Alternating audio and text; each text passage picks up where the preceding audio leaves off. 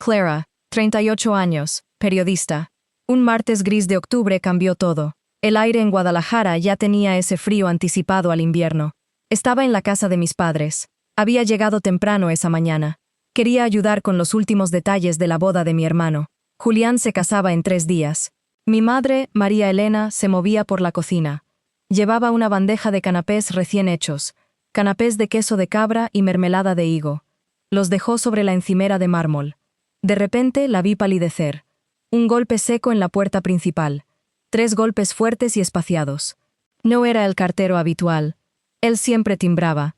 Nunca golpeaba así. La miré fijamente. Sus ojos se abrieron desmesuradamente, como si hubiera visto un fantasma. Un murmullo urgente escapó de sus labios. Apenas un hilo de voz. «Escóndete», dijo. Rápido. No lo pensé 2 veces. Su voz tenía una urgencia que no le conocía, una autoridad extraña, una clara señal de peligro. Actué por puro instinto. Me metí en el viejo armario de la despensa. Estaba justo al lado de la cocina.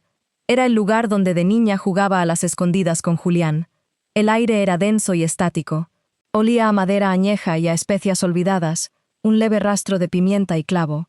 También sentí el aroma a detergente de ropa limpia. Mi madre guardaba los manteles especiales allí, esos de hilo bordado que solo usábamos en Navidad o en eventos muy importantes.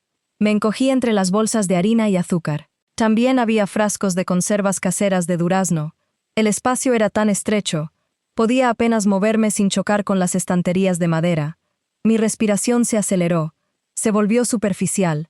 El corazón me latía con fuerza. Podía sentir sus pulsaciones contra mis costillas. Era un tambor sordo en mi pecho. Un sonido que lo llenaba todo. La puerta de la despensa no cerraba bien del todo. Siempre quedaba una rendija fina. Por ella se colaba un hilo de luz difusa. Podía ver el polvo danzar en ese rayo de luz. Escuché los pasos de mi madre. Eran apresurados, pero amortiguados por la alfombra del pasillo. Abrió la puerta de la calle. Su voz sonó tensa, casi inaudible al principio. «¿Julián?», preguntó. No esperaba verle. Se notaba la confusión. Escuché otra voz. Una voz masculina. Era grave, más calmada que la de mi madre. No era la de mi hermano. No era un amigo de la familia al que reconociera. No la había oído nunca. Luego escuché otro par de pasos. Eran unos tacones finos. Sonaban sobre el parqué de roble del salón. Cada golpe era un eco seco. Resonaba en mi cabeza. Los tacones se detuvieron cerca del sofá de terciopelo verde. Pude oír el suave suspiro de los cojines. Alguien se sentó con lentitud. Me pregunté quiénes eran, y por qué mi madre me pedía con tal vehemencia que me ocultara. La situación era extraña, inquietante. Mi estómago se encogió. En los siguientes 40 minutos, escuché cosas que cambiaron para siempre la forma en que veía a mi propio hermano. Y lo que hice después, terminaría rompiendo a mi familia. La voz grave habló primero. Sonaba contenida, profesional, sin emociones. «Traigo esto», dijo. Algo pesado, muy pesado. Pude oír el arrastre suave contra una superficie pulida. Se posó sobre la mesa de centro de madera de nogal. Pude imaginar el sonido sordo. Era el que hace una carpeta gruesa, una de esas carpetas con anillas metálicas, esas que usan en los despachos de abogados o en las notarías. Carpetas que suelen contener verdades incómodas o decisiones importantes. Mi madre no dijo nada. Se hizo un silencio largo. Tan solo se escuchaba el tic-tac monótono del reloj de péndulo, un sonido que se volvía estridente. Luego el suspiro de mi madre, un suspiro cansado, un suspiro hondo, como si llevara mucho tiempo aguantando la respiración, como si el peso de esa carpeta fuera insoportable. La otra mujer habló entonces. Su voz era clara, firme, sin rastro de nerviosismo ni vacilación. «Parece que Julián lo ha olvidado», comentó. Mi madre carraspeó. Una tos nerviosa. La mujer continuó, con un tono que no admitía réplica, o quizás esperaba que nadie lo recordara. La imagen de Julián apareció en mi mente con nitidez.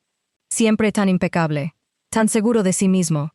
Mi hermano, Julián, era el ojito derecho de mi padre, Roberto. Había labrado una carrera política ascendente en la Ciudad de México. En pocos años había escalado mucho. Su boda con Camila, su novia de la universidad, era un evento esperado por toda la familia. Sería una ceremonia religiosa en la imponente Catedral de Guadalajara.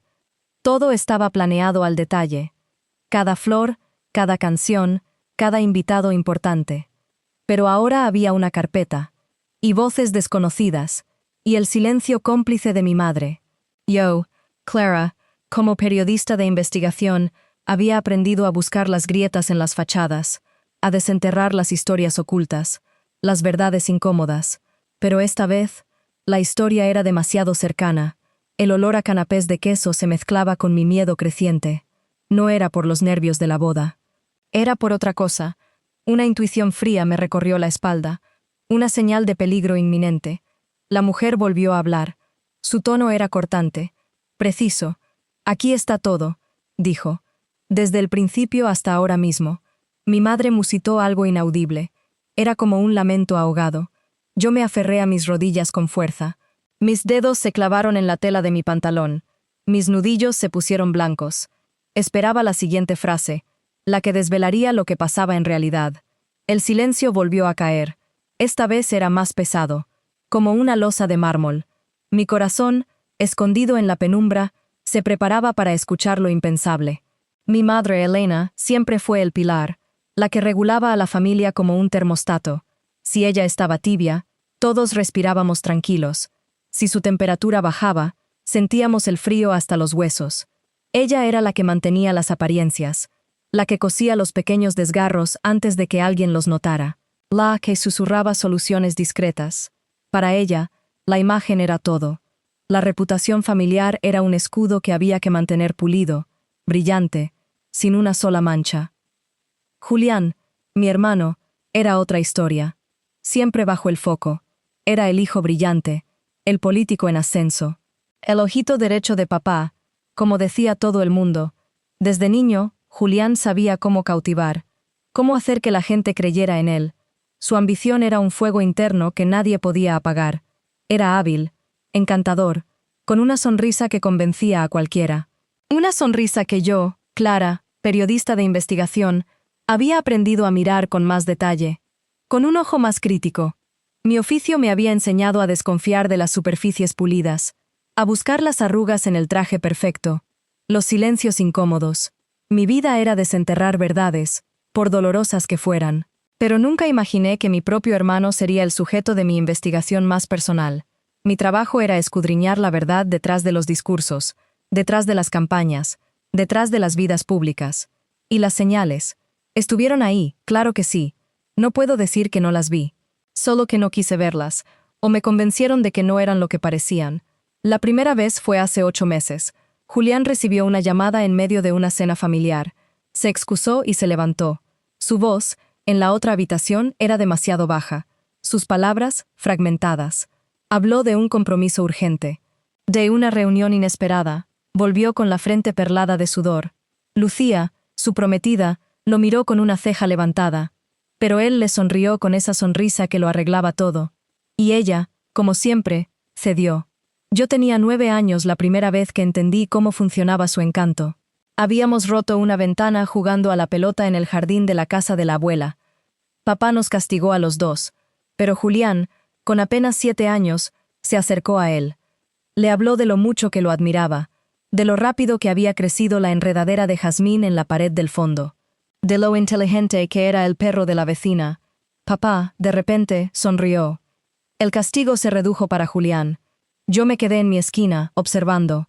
Él siempre sabía qué decir, cómo manipular las emociones, cómo desviar la atención. Era un arte que perfeccionó con los años. Esas llamadas se hicieron más frecuentes.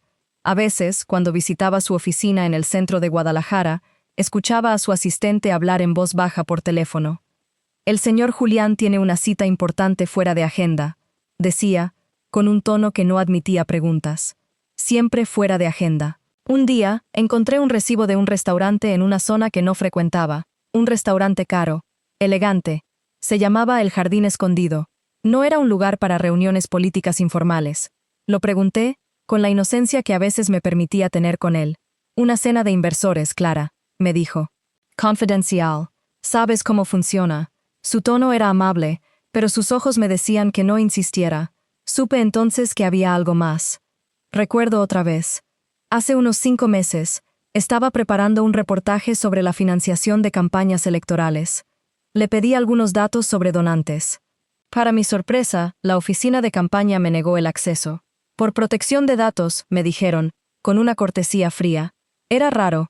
Él siempre había sido transparente conmigo. Me llamó Julián esa misma tarde. Clara, ¿sabes cómo son estas cosas?, me dijo. Demasiada burocracia. No puedo arriesgar la imagen. Ya sabes, la prensa siempre busca el escándalo. Y yo, una vez más, me dejé convencer. Me dejé convencer porque era mi hermano, porque confiaba en su palabra, porque el amor familiar a veces nubla el juicio más entrenado. Hubo una carta. No era del banco. Era de la notaría Ramos y Asociados. Llegó a nuestra casa, pero estaba dirigida a Julián y a una dirección que no conocía. Una dirección en un barrio apartado, casi en las afueras de la ciudad. Se la di a mi madre, que la guardó en su bolso sin hacer preguntas. Julián tiene muchas gestiones, hija, me dijo con esa voz calmada que usaba para zanjar temas. Temas de su futuro matrimonio o de algún terreno, pero su mirada era esquiva, demasiado esquiva. Una noche, cenando con Lucía en un restaurante del barrio de Chapultepec, noté su anillo de compromiso. Estaba en su mano izquierda, sí, pero parecía que se lo quitaba y se lo ponía a menudo. Tenía una marca blanca en el dedo anular, y sus ojos, antes brillantes, ahora tenían una sombra persistente. Ella hablaba de los planes de boda con una alegría forzada, demasiado perfecta, como si estuviera recitando un guión que le habían dictado. Mi instinto periodístico gritaba. Me decía que había una historia, una muy grande, pero mi corazón se negaba a creerlo. Mi mente buscaba excusas. Estrés preboda, las presiones de la campaña, cualquier cosa que no implicara a Julián. Y esa es la parte que todavía no me perdono. No estaba equivocada. Simplemente me dejé convencer de callar. Me dejé arrastrar por la lealtad, por la esperanza de que todo era una exageración, una mala interpretación mía. Mi madre no ayudó. Su silencio era un muro, una barrera infranqueable. Me decía que no buscara problemas donde no los había, que la familia debía permanecer unida, que los secretos se guardaban bajo 7 llaves, que el escándalo, para ella, era peor que cualquier verdad incómoda. Y esa es la parte que todavía no me perdono. Que lo dejé pasar, que no excavé más hondo, que esperé hasta que el silencio se hizo demasiado ruidoso para ignorarlo. Y ahora, en esta cocina oscura, ese silencio había explotado. Las voces volvieron a sonar, más claras esta vez. El crujir de los papeles se unió al latido de mi corazón. Estaba a punto de escuchar la verdad. Una verdad que, lo sabía, destrozaría todo lo que conocía. Y la calma de mi madre era una fachada, una cortina de humo, un cómplice. Las voces se hicieron más nítidas. La primera, la de mi madre, mantenía ese tono que yo conocía bien, sereno en la superficie, pero con una tensión de acero por debajo. La segunda era masculina, profunda, con una cadencia demasiado controlada. No la reconocí. Era una voz que no pertenecía a nuestro círculo. Un extraño. Aquí tienen los detalles, dijo el hombre. Su voz no denotaba emoción alguna. Era un profesional. Lo que yo, como periodista, llamaría una voz de teletipo. Seca, concisa. Escuché el crujido de la carpeta que habían soltado sobre la encimera. Luego, el roce de papeles. Sonidos que se sentían como pequeñas cuchillas cortando el aire. Estos son los extractos de llamadas, los mensajes de texto. Y esta, una pausa breve, es la grabación de la conversación que tuvo lugar el pasado jueves por la noche, en el departamento de la señora Espinosa.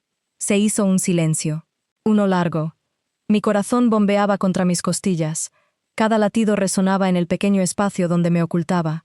Sentía el aroma a café rancio mezclado con el de la madera vieja de la despensa. El polvo en el aire era visible en el débil haz de luz que se filtraba por la rendija. Me aferraba a la escoba, su mango áspero una pequeña distracción. Luego, la voz de mi madre, un suspiro contenido. ¿Y cuál es su propuesta? No había sorpresa en su voz, solo una negociación implacable. Eso me heló. El hombre encendió un pequeño dispositivo. Un clic. Y entonces, la grabación empezó. La voz de Julián, mi hermano. Inconfundible, cálida, seductora. Y otra voz femenina, dulce, risueña. No pude distinguir las palabras al principio. Eran susurros, risas ahogadas, fragmentos íntimos que nunca debí escuchar. El sonido de un beso, un gemido. Mi estómago se revolvió. Sentí náuseas. Como periodista, había escuchado muchas grabaciones, reportajes, entrevistas secretas, pero esta era diferente. Esta era la voz de mi hermano, la intimidad que ahora era pública. Se habló de viajes, de promesas, de un futuro en común que no incluía a su prometida. La mujer casada mencionaba a su esposo, a sus hijos. Mi hermano respondía con la ligereza de quien no tenía nada que perder, o eso creía. La voz profesional del hombre interrumpió la grabación. Ella estaba casada. Como saben, su matrimonio ha terminado, pero su esposo no está dispuesto a quedarse de brazos cruzados. Especialmente con el perfil público del señor Julián. Mi madre respondió: «Esto es un malentendido. Julián se casa en 3 semanas. Una ceremonia religiosa. Todo está planeado. Su carrera...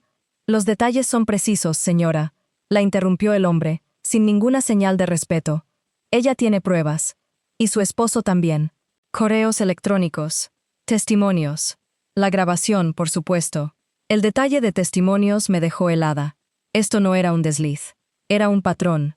Mi madre suspiró, un sonido que apenas pude oír. La gente olvida rápido. La política es así. Una ola, un escándalo. Pasa. Esa fue su frase. Dicha con una naturalidad escalofriante, como quien habla del tiempo, de un aguacero que pronto cesará. No había empatía, no había preocupación por el dolor causado, solo un cálculo frío, un plan de control de daños. Su máscara no se había caído del todo, pero se había resquebrajado lo suficiente para mostrar la roca que había debajo. Una indiferencia brutal, una madre que priorizaba la imagen sobre la moral, la reputación sobre la verdad. Mi mente, la mente de Clara la periodista, empezó a unir cabos. No era una simple filtración, la grabación era demasiado clara, las voces, los detalles, el timing perfecto. A 3 semanas de la boda, con la campaña de Julián en su punto álgido, no fue un accidente. Esto había sido planeado. Con la precisión de un bisturí, los extractos de llamadas, los mensajes de texto, recopilados, analizados, esperando el momento justo. El hombre volvió a hablar. Él ha estado recolectando evidencia durante meses. Esperaba la oportunidad perfecta. No quiere dinero. Quiere que la verdad salga a la luz. Y que el señor Julián pague las consecuencias. Meses. La palabra rebotó en mi cabeza. Meses de engaño por parte de Julián. Y meses de un plan meticuloso por parte del esposo engañado. La víctima no era pasiva, ni mucho menos. No era un anciano tembloroso fingiendo demencia, como en esas historias que cubríamos. Esto era una venganza calculada, un ajedrez. Julián había sido la pieza que se sacrificaba. Una trampa. Él había caído de lleno en una trampa. No fue un descubrimiento, fue una ejecución. La mano que había pulsado el botón de grabar no tembló. Estaba firme, fría, calculadora. Y yo había estado ciega. O, peor, había elegido estarlo. Pensé en las llamadas raras, en los silencios de mi madre. Ahora tenían un nuevo significado. Un significado oscuro y pesado. El hombre de voz monótona guardó la carpeta con un golpe seco. El silencio volvió, pero esta vez era un silencio diferente. Un silencio que rugía. Y en ese rugido, el futuro de mi familia se desmoronaba. Lo sentía. Caía a pedazos, sin que nadie pudiera detenerlo. El silencio volvió, pero esta vez era un silencio diferente. Un silencio que rugía, y en ese rugido, el futuro de mi familia se desmoronaba. Lo sentía, caía a pedazos, sin que nadie pudiera detenerlo. Decidí actuar antes de que la boda se consumara. Llamé a la licenciada Valeria Gómez, abogada especializada en derecho familiar y electoral. Su oficina olía a papel recién impreso y café amargo. Me explicó, con voz mesurada, que la única forma de frenar a Julián era presentar una denuncia formal ante el Instituto Federal de Acceso a la Información y el partido al que pertenecía.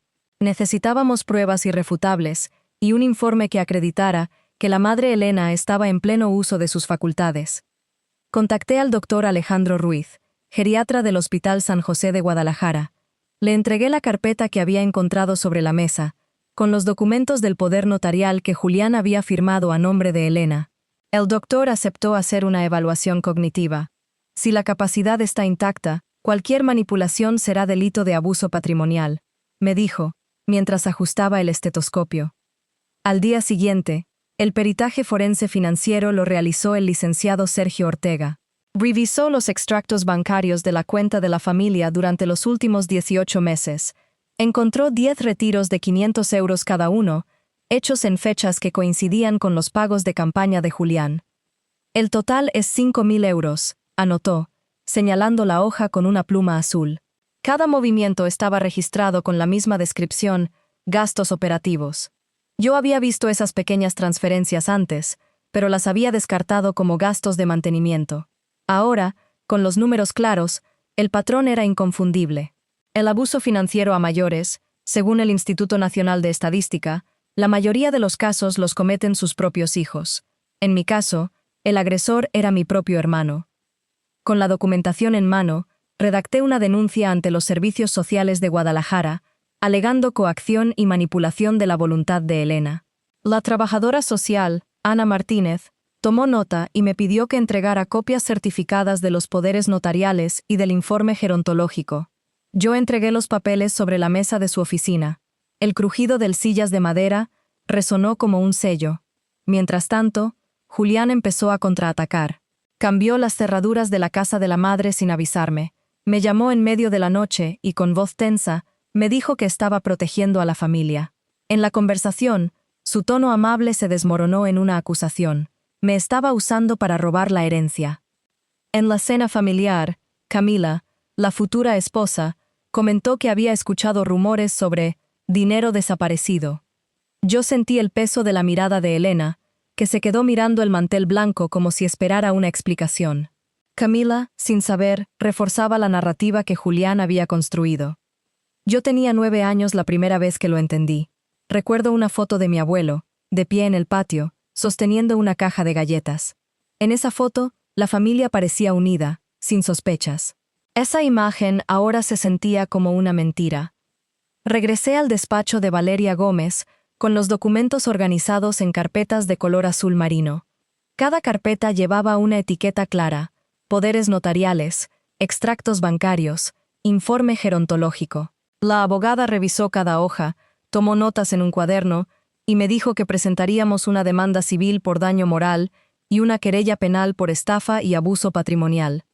El paso siguiente fue contactar al periodista de la radio local, Carlos Méndez, para que la historia tuviera cobertura antes de la boda.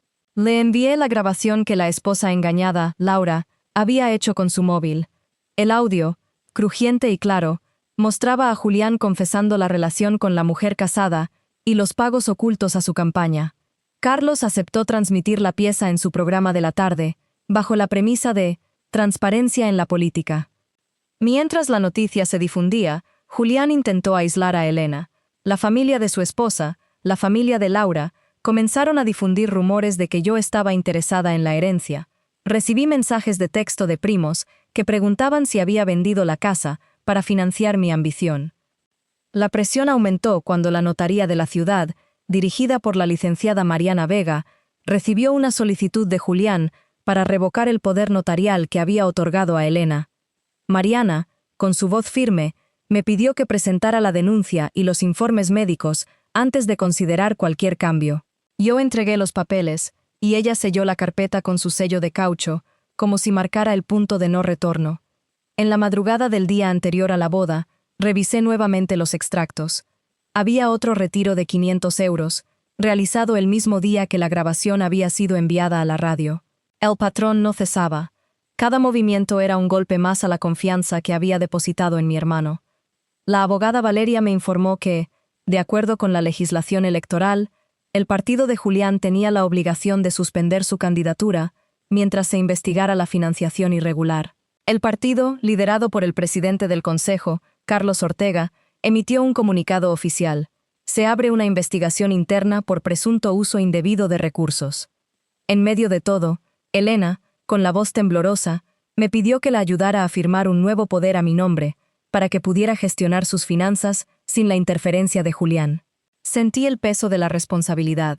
Le dije que esperáramos a que el juez revisara los documentos. Ella asintió, y el aroma del perfume de rosas que llevaba impregnó la habitación.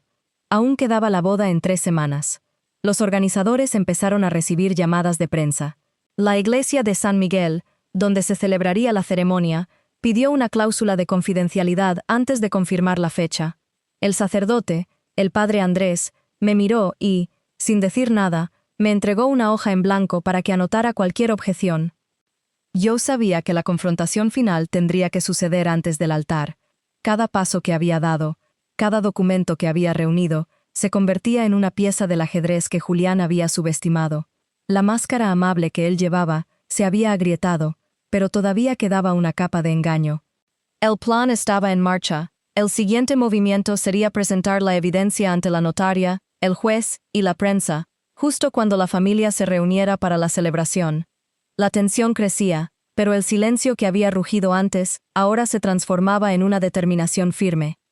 Aún no sabía cómo reaccionaría Julián cuando la verdad se posara sobre la mesa. Sabía que la respuesta sería una nueva ofensiva, quizá un intento de desacreditarme con acusaciones de manipulación.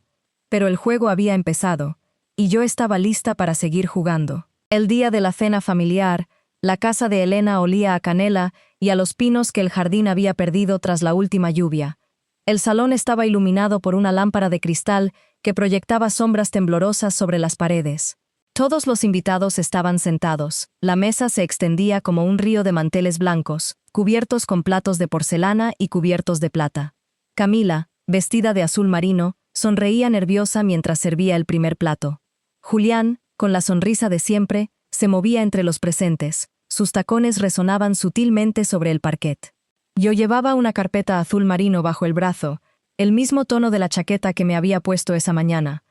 Mariana Vega, la licenciada, llegó puntual, con su maletín negro y una expresión que no admitía dudas. Se sentó a mi izquierda, junto a la notaria Ana Salazar, cuya pluma dorada relucía bajo la luz.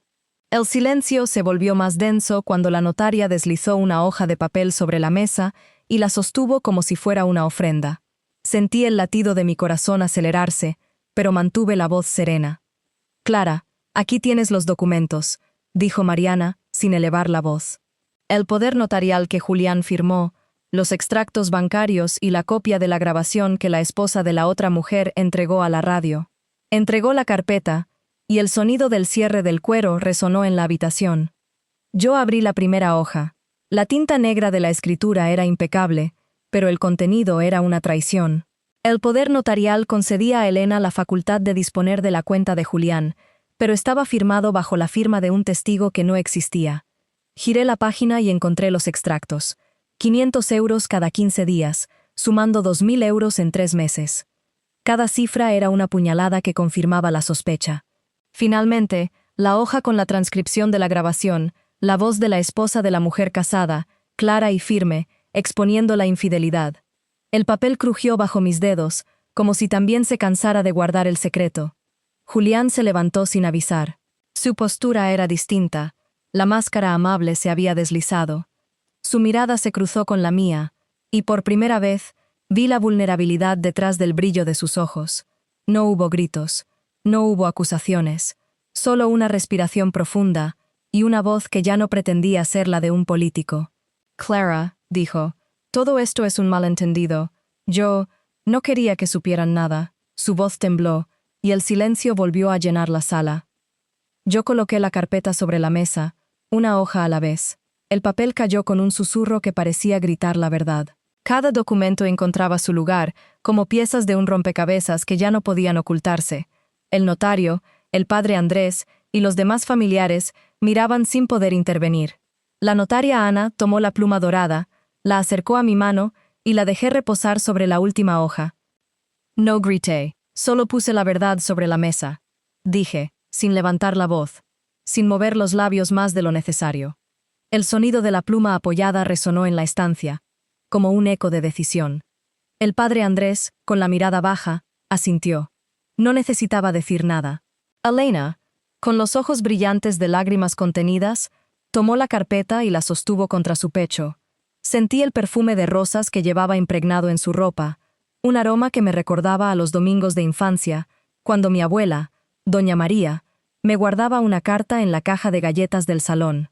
Esa carta, escrita con caligrafía temblorosa, decía: «Nunca permitas que el silencio robe tu dignidad». Aquella frase volvió a mi mente como un susurro del pasado. Yo recordé aquel momento. Yo tenía 9 años la primera vez que lo entendí. Mi abuela me había enseñado a escribir la palabra verdad en la pared del patio, y yo la había borrado con la mano, temiendo el juicio de los demás. Ahora, la palabra volvía a mi vida, escrita con tinta indeleble. Julián se volvió hacia la ventana, observó la lluvia que golpeaba el cristal y, con voz más firme, confesó su culpa. Admitió haber usado la cuenta familiar para financiar campañas, haber mentido a Elena y a Camila, haber ocultado la relación con la mujer casada. No intentó justificarse, simplemente aceptó la culpa, como quien se quita una máscara después de una larga actuación. Mariana, la licenciada, levantó la vista y anunció que la denuncia ya estaba presentada ante el juzgado de familia, que el informe del geriatra había confirmado la capacidad plena de Elena y que la fiscalía abriría una investigación por lavado de dinero. Valeria, la abogada, añadió que el partido de Julián había sido suspendido y que la candidatura sería anulada. Carlos Ortega, el presidente del consejo, pidió a la prensa que esperara los resultados oficiales antes de emitir cualquier comentario. La noche siguió. Los invitados, todavía en shock, se retiraron uno a uno. Camila, con la mirada empañada, se acercó a mí y me tomó la mano. No hubo palabras, solo un apretón que decía más que cualquier discurso. Elena, con la voz quebrada, me susurró: «Gracias por no dejar que el silencio nos devorara». Yo la abracé y sentí el peso de los años que habían pasado sin decir nada. Al día siguiente, la prensa publicó la historia. La audiencia se dividió, pero la verdad había salido. El banco devolvió los 2.000 euros que Julián había extraído sin justificación. La notaria anuló el poder notarial fraudulento y devolvió a Elena la gestión de sus finanzas. El partido de Julián perdió la candidatura. Su nombre quedó manchado en los boletines. No hubo cárcel, porque la investigación penal aún estaba en curso, pero la pérdida de reputación fue irreversible. Julián fue apartado de la vida familiar. La puerta de la casa de Elena quedó cerrada para él. Yo recibí una carta esa misma semana. Venía de la abuela, escrita antes de su fallecimiento, encontrada dentro de la caja de galletas que había guardado tanto tiempo. Decía: «Querida Clara, la verdad es la única herencia que podemos dejar. No permitas que el miedo te impida proteger a los que amas». La letra temblorosa me recordó que la lucha había valido la pena. Aprendí que el silencio nunca trae paz. La verdad, aunque duela, libera. ¿Alguna vez tuviste que alejarte de tu propia familia? Cuéntamelo abajo, y suscríbete para no perderte la próxima historia.